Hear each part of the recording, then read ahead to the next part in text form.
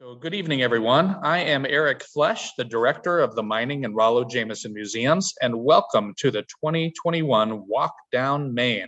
Today is May 4th, 2021, and I'd like to thank all of you who have registered to participate live today, as well as those who may be watching a recording of this event in the future from our library of virtual programs. We are very pleased to have partnered with the Platteville Main Street program to host the virtual portion of this year's event, which is a talk by Platteville historian James Hibbard. The topic is accomplished Platteville architect Henry Kleinhammer. So before I introduce Tammy Enns, the director of the Main Street program, I wanted to share the news that one of our two primary museum buildings, the 1905 Hanmer Robbins School, here pictured behind me in the brick building, was designed by Henry Kleinhammer. And Hanmer Robbins, together with the stone building you see behind me, the 1860 Rock School, will in just 10 days from now be considered by the Wisconsin Historic Preservation Review Committee for listing on the state and national registers of historic places. Now, if the COVID-19 pandemic were totally behind us, our museum would have hosted the beautiful Walk Down Main dinner in person. I would like to report, though we are doing this via Zoom, that the museums have opened to the public as of May 1st for the season. And so all of you are welcome to come by at your leisure to take a closer look at this marvelous structure. Also, I wanted to share that Grant County was officially approved by Wisconsin Department of Administration to utilize a certain grant called the CDBG Close Public Facilities Grant in support of capital improvements for the Hanmer Robbins building.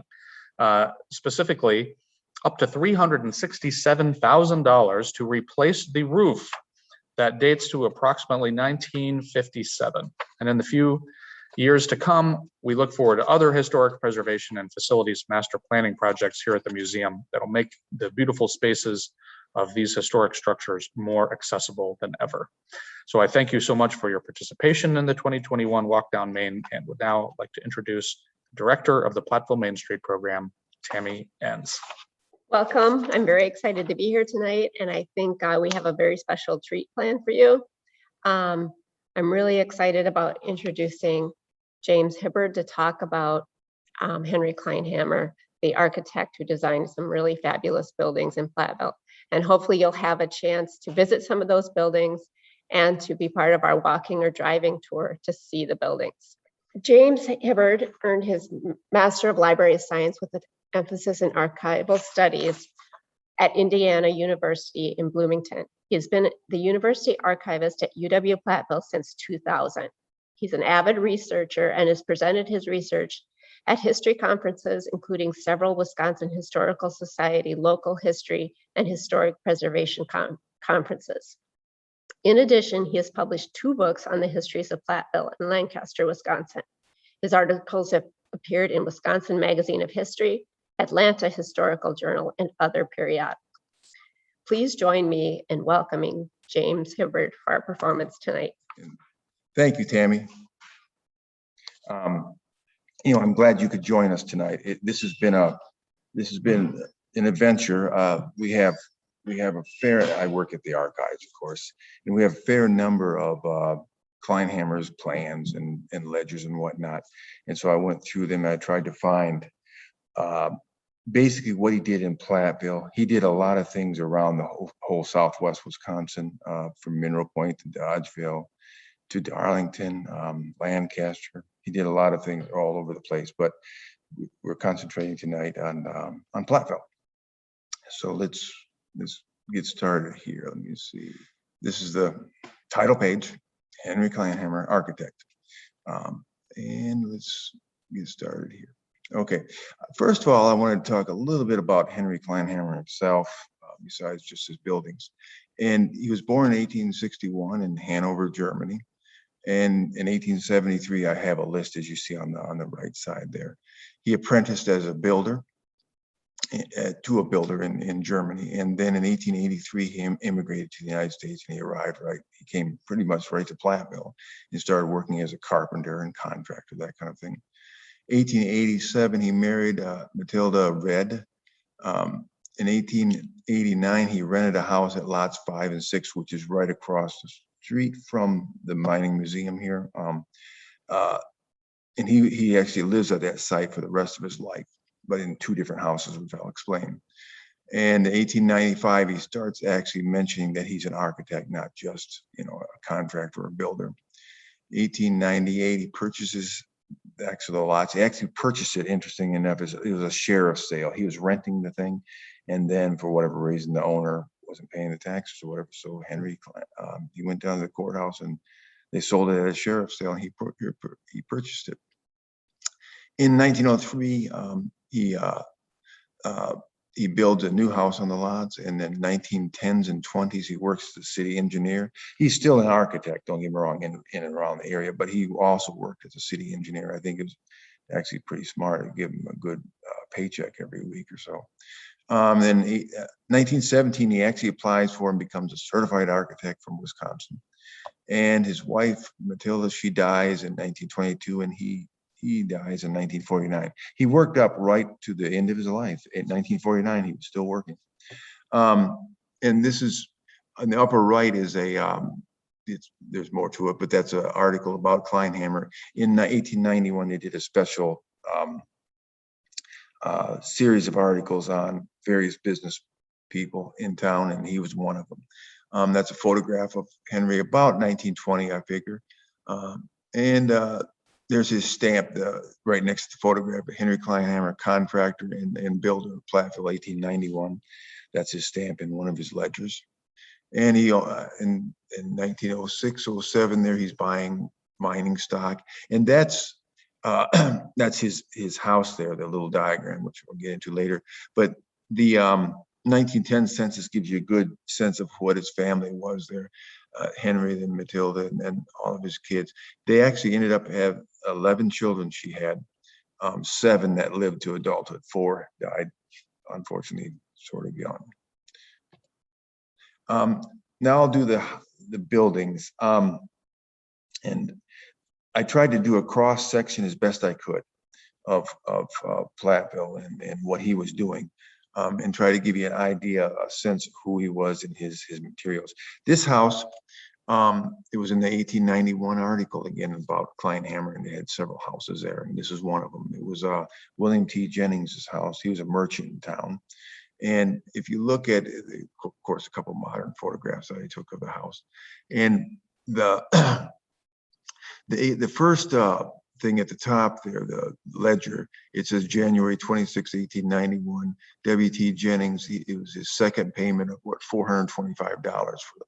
So he makes several payments to the house. And then on May 2nd, 1891, it says John Strong for plastering the Jennings house. He paid him $12, Kleinhammer paid him $12.50 for the work. And so the family would have moved in right after that point, probably in mid-May, they were moved in. Plastering seems to be about the last thing that they did it for houses. But it's a beautiful house still there. And it's a Queen Anne. He loved Queen Anne's.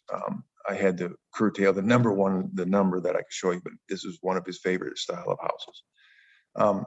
Then we get to the Ediker Building here. And James Ediker had this built in 1895. In doing the program here, we have, with Kleinhammer's papers, from 1892 to 1898, give or take a little bit, we have there's just nothing. Whatever Kleinhammer did is gone, but we have pretty much everything else. So this one was built in 1895, I figured out, and it wasn't, I had no resources to go to, but I went to the local papers and started tracking it, and finally found it. And here on the right below the photograph there, the property is Dr. Ediker purchased the property in May of 1895. On June 5th, Dr. Ediker is having plans and specifications drawn. Finally, July 10th, the newspaper says Henry Kleinhammer has the contract for the new block building, or block being erected by Dr. Ediker, and so forth. And then in October, it shows up again, the tar and gravel roof is being built on it. And in November, the W.F. Grindle and Son, their furniture business is moving in there. They are at the top of the floor. The top floor is the Knights of Pythias, and below that was the business. This is to further the story here. Here's a nice 1900 photograph, roughly 1900 photograph of the Ediker Building, and then on the left there, or on the right, I'm sorry, that's an ad for the Grindle and Sons, and then just in 1895, just below that, the 1907 ad, Grindle and Son Furniture and Undertaking. If at that time, furniture makers made caskets, they're all wood. So most furniture makers are also into the undertaking business. And so that ad was constantly in the newspaper, a little snippet. And then in 1950s and 60s there, Montgomery Ward took over the building. And it said, this is their ad in 1963, which I thought was sort of cool. It says, top of Maine, that's where Montgomery Ward, that's where they listed themselves. And if you think about it, that's where the Kleinhammer, this building sort of anchors the west end of Main Street. And it's a beautiful shot of it 50 odd years ago there. Before we move on, I'd like to talk a little bit about James Ediker himself. Here he is. He was born and raised in Platteville. He graduated the Platteville Normal School in 1874, and then he went on and got his medical degree somewhere else. And he comes back and he works as a physician in Platteville the rest of his life. And here's an image of a house he built. If you look at the little map there, the Sanborn map, on the lower, with a red circle, that's where his house was, which is where the older public library was, is today, it still is there, that building. But Ediker's house here, that was a Kleinhammer house, probably built 1889, 1890, give or take a little bit. And big old Queen Anne, you see they're asymmetrical, is a typical style of them. And one of the things I like to do when you research a building, especially a house, is I'll look for, does the person have daughters? Because daughters get married in their father's houses.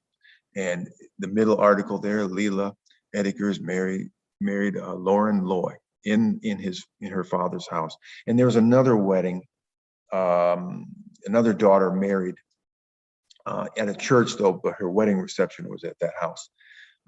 And so this is one of the few ways you can get at, if you're lucky, you have letters and diaries, but in most cases, this at least gives a brief description of the house. And then here's a special social event that the family had people over and stuff. One of the things if you look at the map there, the green circled building, that's the Ediker, that's the commercial building. So he was within a block, basically, of the building. One of the sort of funny stories, and one of the reasons why I wanted to bring this house up is years ago, I was talking to this professor, I'll leave him nameless. And he was saying in 1969, he'd gone to this house. It was a big old house, he said. I always wondered what it looked like. Well, now I know. And he went there and he was socializing with the students and they were smoking some funny stuff. And pretty soon the police showed up at this house. And as the police were coming in the house, the professor and a couple of students were exiting the house and he got away. So that was just sort of a funny story that always stuck with me. I thought you'd like to hear it. I'll leave it anonymous. As we move on here, Martin Ridlob's house. This is on Main Street, again, another Queen Anne. And Martin Ridlob was a legendary newspaper editor of the Grant County Witness, which becomes multiple different names. But he was born in Gettysburg, Pennsylvania, in about 1840-ish, and he actually got into journalism. And in 1858, he was at one of the Lincoln and Douglas debates in Illinois there, and he comes to Platteville in 1863 during the Civil War, and he works on the paper ever for then on, and he marries his wife there, of course, and stuff. And in 1903, they have Kleinhammer design and build this house. One of the interesting things about the whole thing here is he was very much into history, and he was the driving force behind the preservation and the rededication of the Wisconsin's first territorial capital out of Belmont, old Belmont there, you know. And here's 1924 rededication of the building.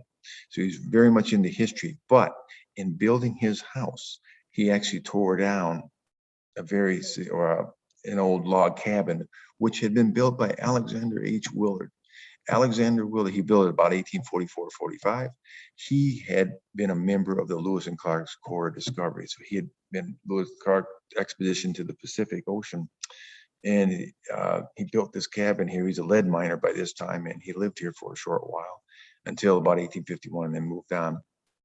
But so he built that cabin, and Rinlob had it torn down, and unfortunately, but to his credit, he didn't know. This was 60 years after the event. He had no idea who had owned that piece. He had, you know, so, but it's interesting to know that Lewis and Clark, a member, built a house in Platteville. Now, we have some photographs of the interior of Rinlob's house, which I wanted to show you here. And basically, of course, the furniture would be stuff that Rinlob bought. But look at the woodwork and stuff. The upper left is the dining room. You can see the pipes coming down probably from the restroom upstairs. And then the lower left is a nice fireplace with a mirror, and that's a back staircase going up. The upper right is probably his library, I'd call it. Look at the wooden columns there. Is a lot of, and probably a built-in bookcase that Kleinhammer did for him. It's just a beautiful room. And then of course, look at the lighting that would have been put in there. And the lower room has, that's a sitting room of some type. And the interesting thing about that photograph, right in the dead center at the bottom, you see the radiator. I'll get into radiators in a minute, but this is a steam heated house, and Kleinhammer was into that. And then the staircase there, the double, it was probably at least a single landing, and beautiful new upholstery stuff, typical of the era for 1900 houses. One of the things with Kleinhammer, I wanted to talk a little bit about his house. And I'll show a photograph of it here in a minute, but he lived where that red star is. That's where his house is till today. And that he lived there. He'd been here since the 1880s, you know, and he could have easily purchased a lot there in the Homestead Addition where the Jennings house was and all that kind of stuff, but he didn't. He picked that spot. And I think he did it for one reason, for business. At the time, if you think about it, the Eastman Lumber Company is right there. I have the arrow there pointing toward it. Eastman Lumber Company is right there. And then, of course, just to the other side, you have the railroad, the depot, and you also have the lead mining, or the mining companies that were in there as well. This is an 1895 map. But so this is the heart of the Platteville business district 120 years ago, roughly. On second, you have traffic count. If you look, if you're going east or west out of Platteville, you're going to go by his house. If you're going to Belmont, at that time there was no 151. You went past his house, up what was Broadway to Mineral Street, and then over to Belmont. And the same thing. And if you're going north or south, you would have come down Broadway and hit Virgin Street there, or you would have gone down what was Water, and then over. So it was centrally located. And I think, to me, it was he wanted he used it as a subtle advertisement, I think. Let me explain that to you about his house. There's his house, upper left. And if you when you're driving up, I should say, when you're going up Main Street, and whether you're in a horse and carriage or you're in an automobile, just look at the street and you will see peripherally houses and the school and that kind of stuff. But you notice this house is almost in the dead center of your eyesight.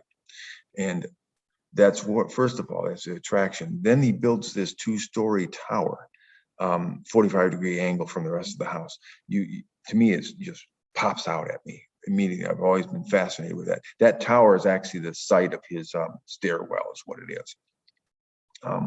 And then, so you have that. Then here's the drawing, the upper right there. I have a drawing of his house. And the drawing, it's faint there, but it does say office. So that was his office where the arrow was pointing. You would have walked into that house right inside the door, and you would have seen, that's not the stair, you would have seen his staircase It was a 2 landing staircase with beautiful window light coming in. The newel post, it would have looked similar to what that photograph is in the lower right. I've never been inside this house.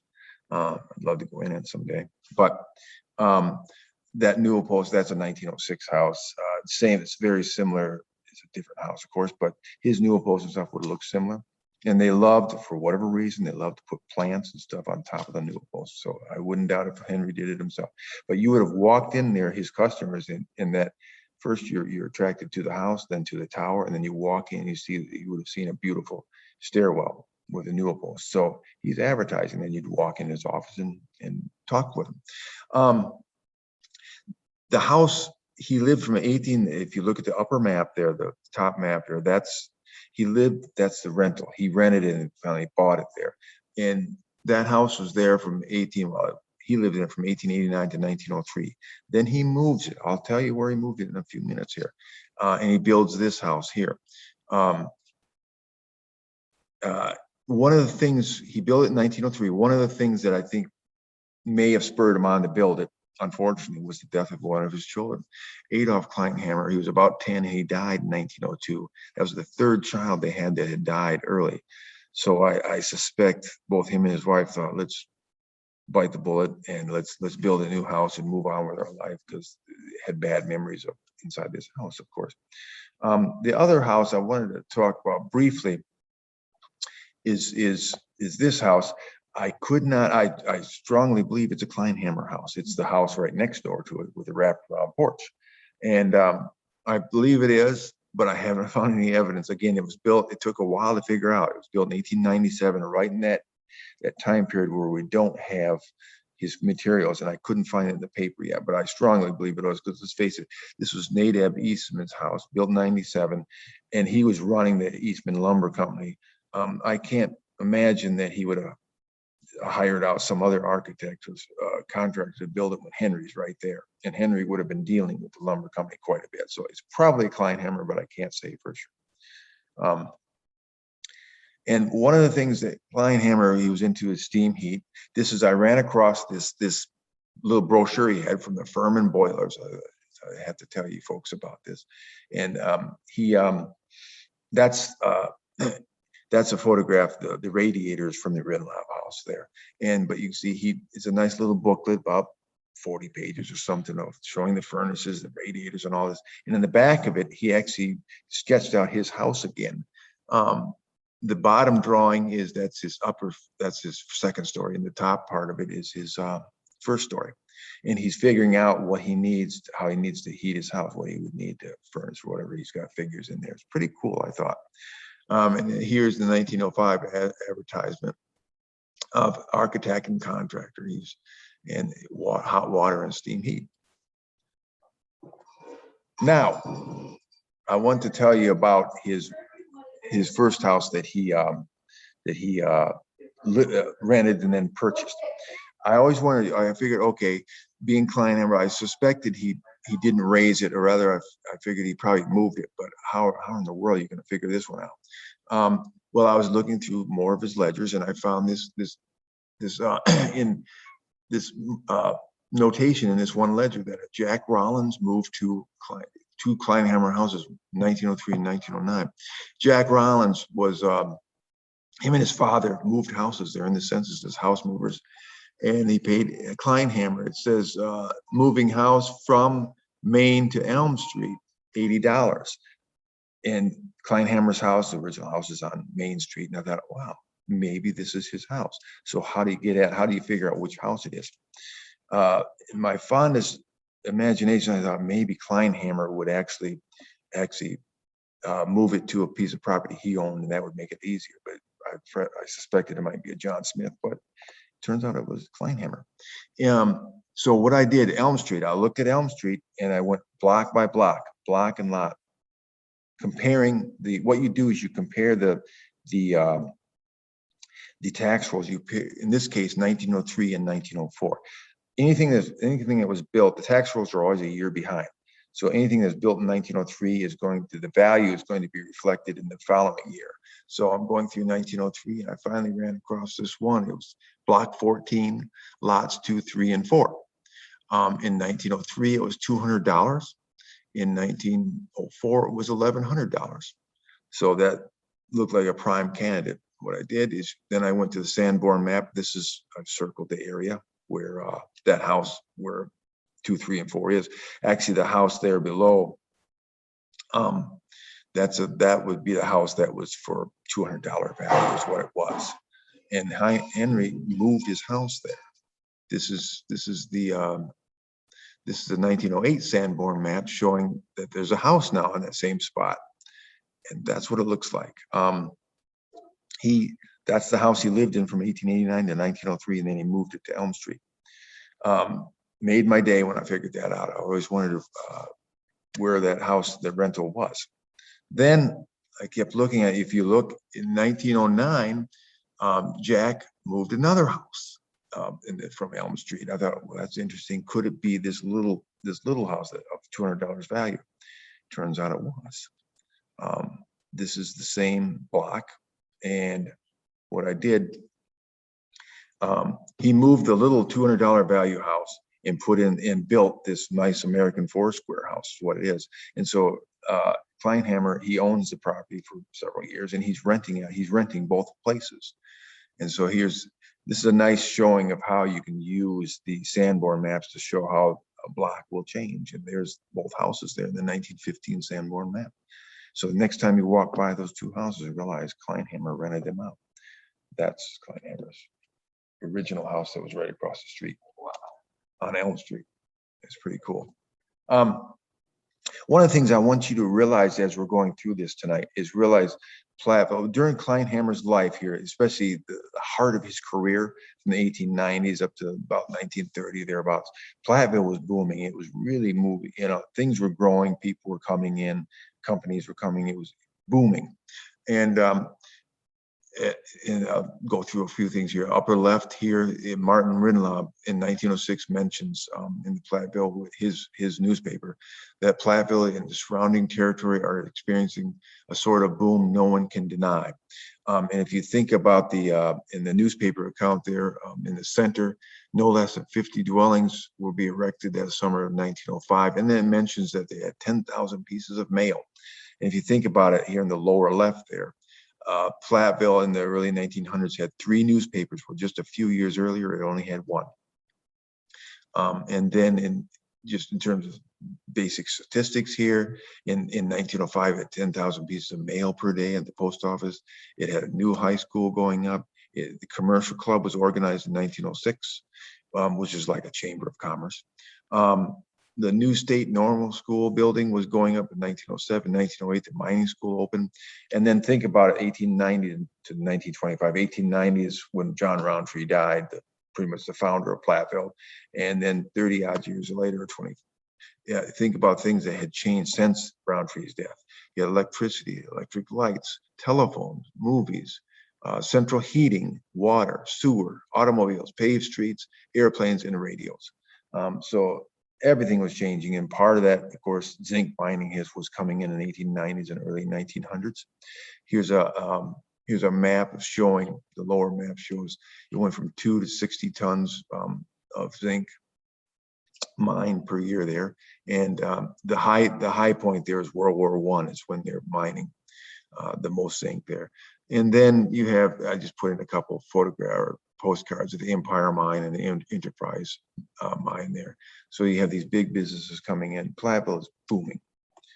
Kleinhammer is booming as well. These are a couple of his ledgers, 1907 and 1909. He's employing these people, or they're probably private contractors. They're plasterers. They're people that build foundations, do woodwork, whatever. And they're working. He's paying them. Most of these guys, they're working 9 hours a day, 54 hours a week, and he's paying them. So he's got quite a business going. When he did his architecture stuff, he would do your drawing, draw your plans out, and then he could also be the contractor doing all the legwork, or you just buy the plans and you hire your own contractor. So he did it both ways. And of course, 1905, 06, he got the contract to design the plan and design the new high school. And here I've run across a couple of newspaper articles. I always like to look through the newspaper, and it sort of gives you an idea of what's going on here. Work on the fine new high school building has progressed rapidly here in 1905. The first floor is done, or they got the brickwork up on the first floor of the high school. In January of 1906, they have, much to the disappointment of the teacher and pupils, they weren't quite ready to open the high school.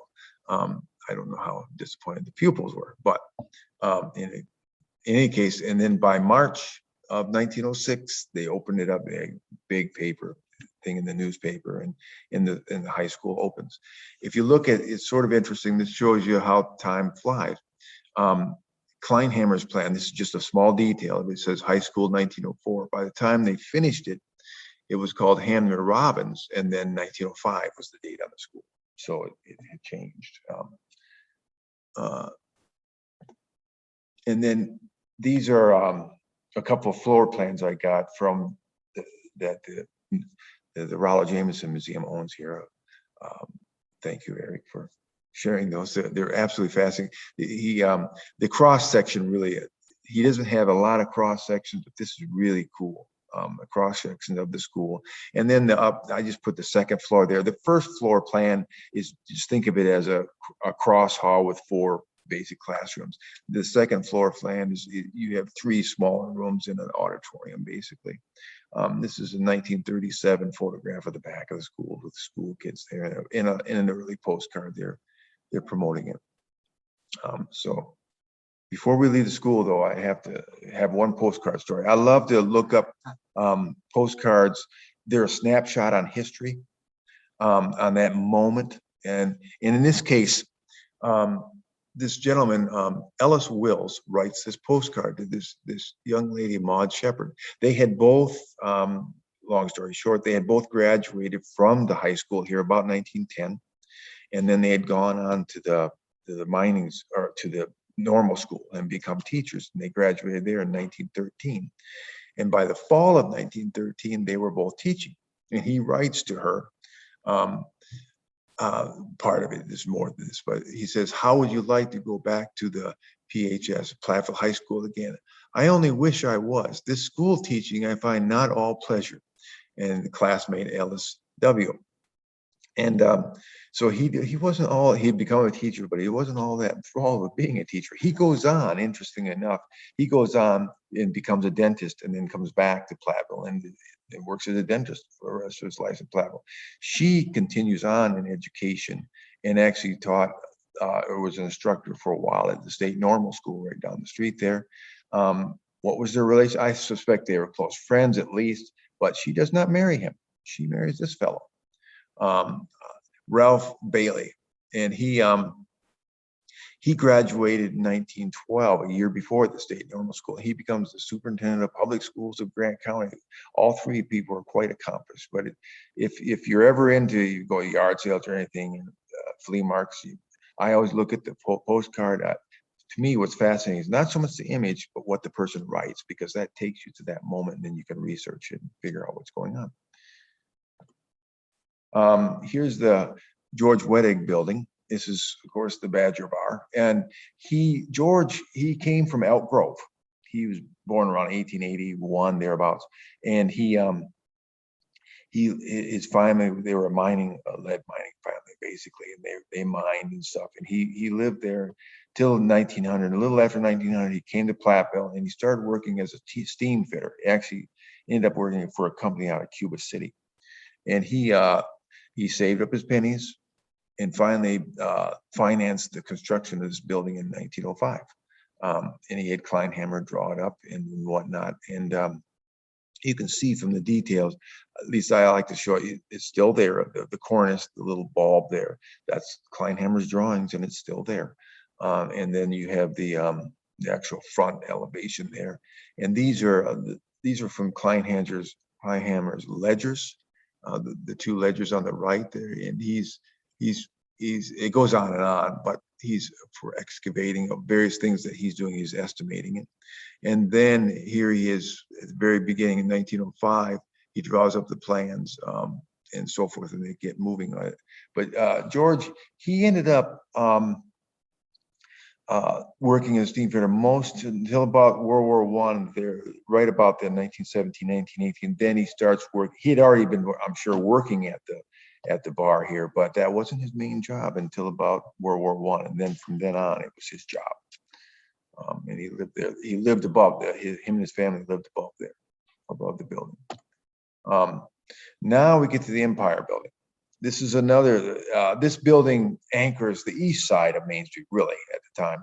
It's a fascinating building. One of the biggest, at that time, largest buildings.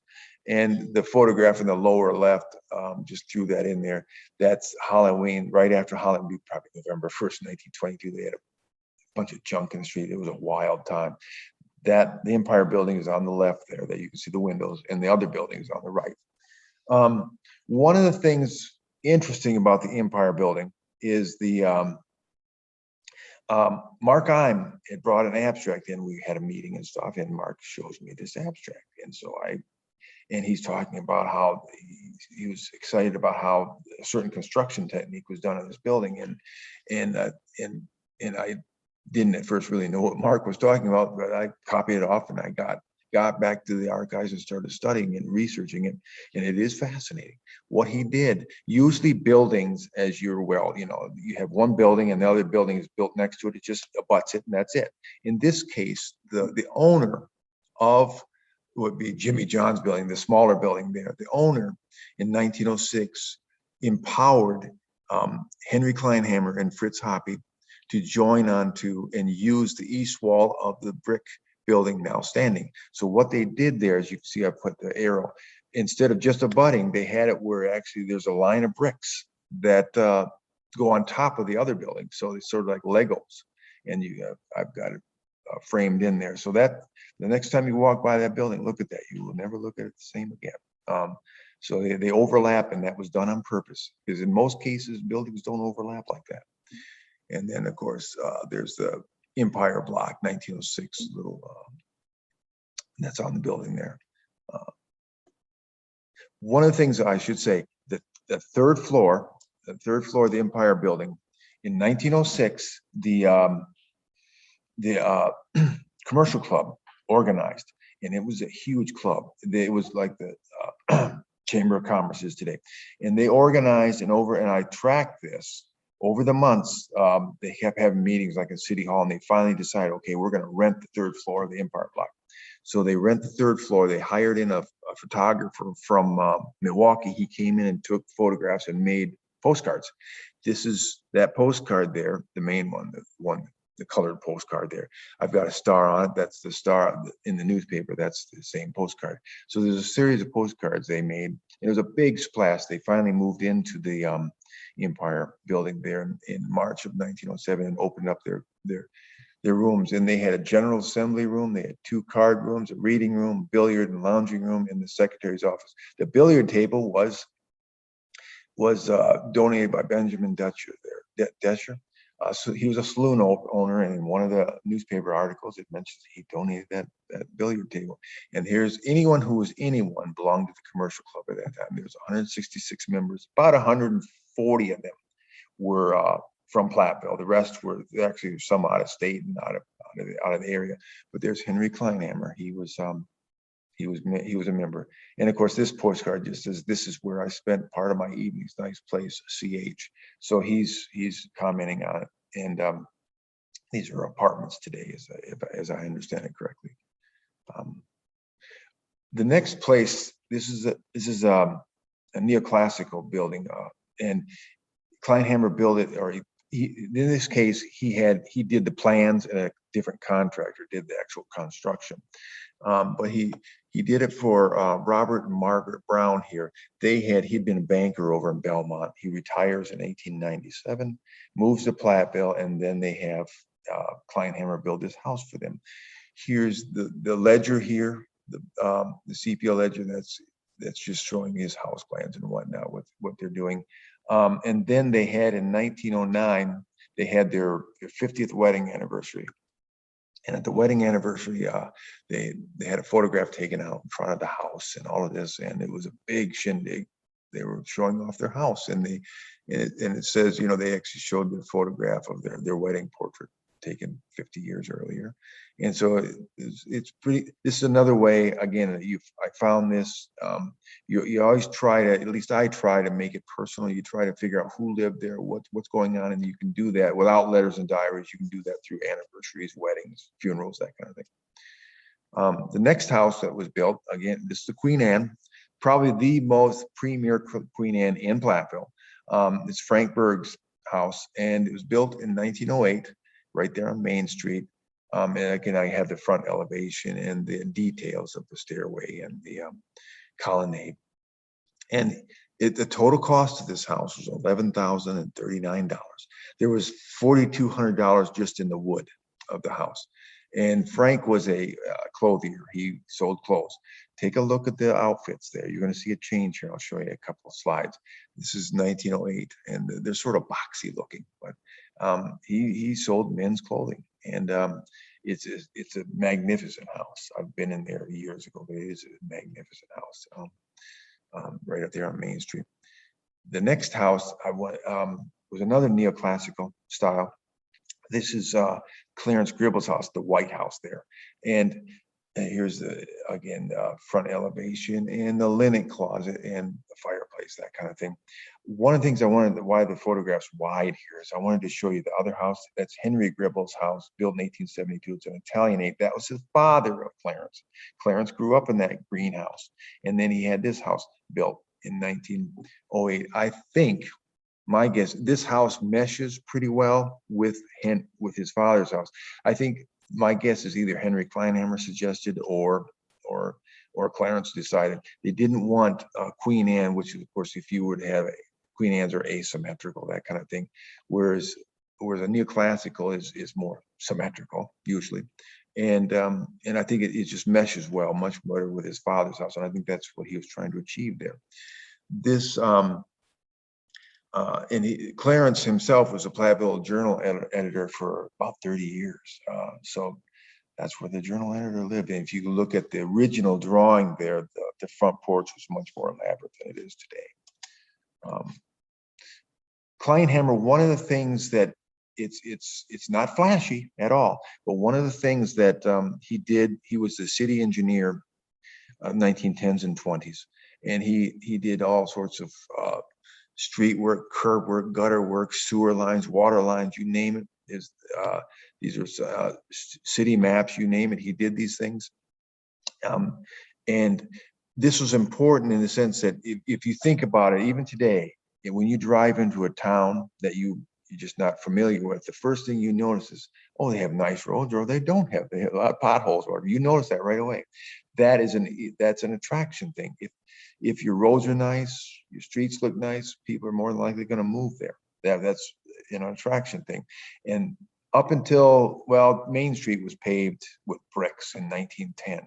And then after that, they brought in Kleinhammer, started actually paving them with cement and whatnot.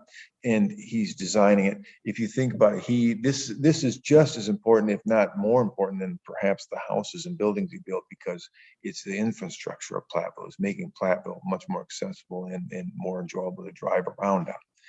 And this is part of his work. Up until this time, you would find newspaper articles constantly of people, they were sick and tired of oil coming in their house, because every spring and early summer they would, if the streets were dirt and gravel, and they would oil them. And then people, of course, walk, and you get oil on your shoes and you walk it into your house. So they were sick of that. And so they couldn't wait for paved streets and paved sidewalks. Here's Frank Berg Jr.'s house, the Dutch Colonial Revival. And it's right, it's near the father's house. It's just down the block there. And it's the best Dutch Colonial Revival I've seen in Platteville. It's a beautiful house. And here's the west elevation and the first floor plans. Frank, he took over his father's business. And here, if you notice, comparing it to the previous ad, this is a 1936 ad. The guys, the suits aren't boxy anymore. They're much more dapper and stuff. And so times change and ads change. So I thought you'd like to look at that ad. right on, getting back to a commercial building here. This is on Main Street. And it was George Shepherd had this built. George, with his father was in the feed and flour business for years, and then he took it over, and then he had 3 to 4 sons. So when he always advertised it as the Shepherd and Son, but I couldn't tell you which son because they all worked for him. But here's Kleinhammer. Here's his hours worksheet on the lower left there. You can see all the hours he's working on this building, George, Shepherd and Son also sold coal besides flour. Eventually the building became Gary Tischer's photographic studio. He had it there in the 1990s and 2000s there, and now it's a tattoo parlor. But George, his story is a story of just like a lot of them, these people, he was in his 60s by the time he had this building built. Unlike today, where finances are a little easier, to get, then you had have a lot of cash yourself. And so these people are going on all through our whole lives sometimes before they actually build the building they wanted to build. But the building is still there. I prefer the old windows over what is there now on the second floor, but times do change. And I wanted to also show you a couple craftsman style houses. This is one on North Water Street. It's 390 North Water Street. Typical craftsman 1920s story and a half house. It has front and back dormers. That's where your bedrooms would be, and the porch across the front goes across the front. That's typical. They're nice houses. I grew up in a house like this until I was 8 years old, and had fond memories of it. And but anyway, this is typical house of the day, and he built typical houses like that besides just Berg mansions and stuff. Another craftsman house in town is Elmer Shields' house there. He was an assistant postmaster, and it's on East Madison Street. The interesting thing is this is a single story. We'd sort of call it like a shotgun house, but it is a craftsman officially or technically. And Kleinhammer usually did things. He had a little tweak to his architecture usually that made it a little different. In this case, you look at the photographs and you think, oh, you'd walk straight in. No, if you look at the floor plan, you'd actually walk up to the porch and take a 90-degree turn. Your door is to the right there, not straight in. So that's a little quirk to the thing. It adds a little more privacy. That's sort of nifty how the Kleinhammer would do these little things. As an architect, he knew how to do it. And then the commercial building, this one was interesting, the Student Inn. He had these beautiful drawings of this the Student Inn. It's a Student Inn, and it's for Earl J. Richards, owner, in 1947, even dated there, July of 1947. And I'm looking at this, and I'm thinking, where the heck is this? I couldn't find it anywhere, And it finally dawned on me, James, look at the student stuff. And so I looked in the student yearbooks and the student newspapers and started finding ads for it. And here's a 1951 Pioneer Yearbook ad. And it's Earl J. Richards was the proprietor. Earl only owned it actually for a year, and then he sold it to Douglas McKenzie. Doug, he had fought World War II, of course, but he was from the class of 1942, and he came back and he bought the place a year later. But he would be there every now and then, but he let Earl still run it. Mac lived up in Madison, actually, and Earl still lived here, so he ran the place. It was a restaurant. And interesting, again, it has that little nicety to it. In this case, not just a front door, it's got 2 beveled side doors there. At one time, they were both doors on the, if you can look at the floor plan there, 2 front doors angled. And then it had tables. It had a soda fountain area on the left, and it had booths, and a horseshoe counter, which it's fascinating. The kitchen and stuff would have been in the back there. The horseshoe counter with stools. So it's a fascinating thing. It has up front by the soda fountain, it has a cigarette machine.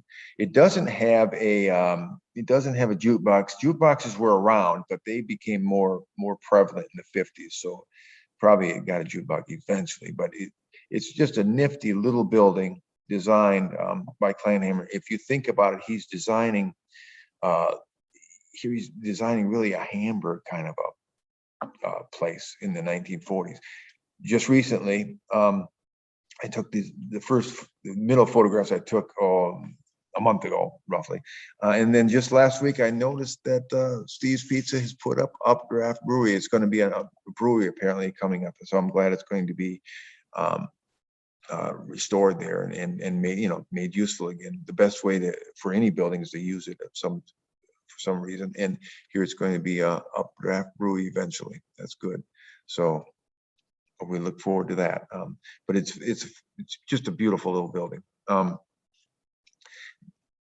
This is I just had to tell you this story. This is the Dietzman sisters' house. And the Dietzman sisters, Sarah and Amy, they had Kleinhammer draw these plans up, and nice plans. And I thought, where is this house? And I found where the Dietzman sisters lived. They lived at Lot 2, Block 47. So I drove out there and I looked up there and I said, no, the upper right house is the house that's there. And I said, well, that's sort of a Queen Anne. That is not the house that Kleinhammer planned. And yet I had in his ledger there on the left side, the ledger part, he shows he worked in the place for, what was it, like 70 odd hours, and I thought, well, that's odd. So I went back to the tax rolls and looked deeply, and I found in 1921 here the Methodist Episcopal Church parsonage, that's what it was. They sold it to Sarah Dietzman for $1 in August. I actually went to the Register of Deeds office up in Lancaster to figure this out. And they sold it to Sarah bought it for $1. And then in December of 21, she paid $4,000. They re-upped the deed or whatever, and she paid more of the market value. She did that because actually she was from a family that lived in Lima Township there, just north of Platteville, and they were selling off their parents' estate or whatever, and she sold off her portion of it. It was a farm, and to one of her siblings actually, and she got $12,000 for it. So she was able to buy this house. So her and Amy lived in this house. So that's the Dietzman house, and the other house was never built. To my knowledge, you could not find it anywhere else. So that's how Kleinhammer's drawings sometimes work. This is another one that I couldn't pass up. About a week ago, I was running across and I came across these beautiful drawings of this building. The building itself was built by someone else back in the 1860s, long before Kleinhammer ever arrived here. But in 1948 here, the owner, Henry Uffelman, hired Henry to refurbish it. Basically, the lower drawing there, the lower right there, he has two new bedrooms, and each floor Henry did something to it interior wise. And then, but what you can see if you walk by it is the front door, the front entrance here. In the front entrance, it was originally just a flat entrance, and Henry went ahead and took the flat entrance off and made it angled. So as you walk by and you see the angled entrance there, that's Henry Kleinhammer. And as we close out, I hope you've enjoyed it. I had many other Kleinhammer buildings and houses, but you have to keep it within reason here. But if you think of Henry himself, he started in the 1880s here, in the Victorian era, heavy draperies and big old Queen Anne's, and he ends up, by the end of his career, designing hamburger stands. That's quite the career, quite the thing. He wrote in 1917 for his application for the architectural license. He wrote, "My plans include high schools, churches, hotels, banks, garages, office buildings, IOOF," that's the International Order of Odd Fellows Hall, and that was in Darlington, that hall, and so forth. Roads, bridges, you name it. This guy was designing maps, all sorts of things. He ends up, he passes away, and their family plot there is in Greenwood Cemetery. If you look at the top four graves, his is the third one from the left, sort of a little higher than the others, but they all just say Henry Kleinhammer, and that gives 1861 to 1949. And then I found, just for your entertainment, I found Steve's Pizza Palace. This is a 1967 ad from Steve's Pizza. And so I hope you enjoy your pizza tonight. Thank you all for coming.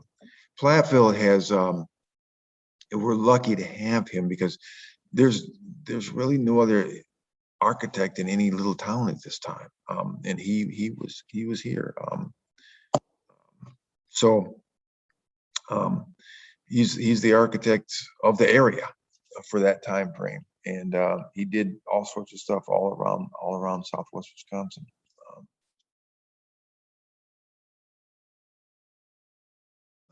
He came to Platteville in he's in early 1840s or so, and he was big into education, huge into education and public education, and so he was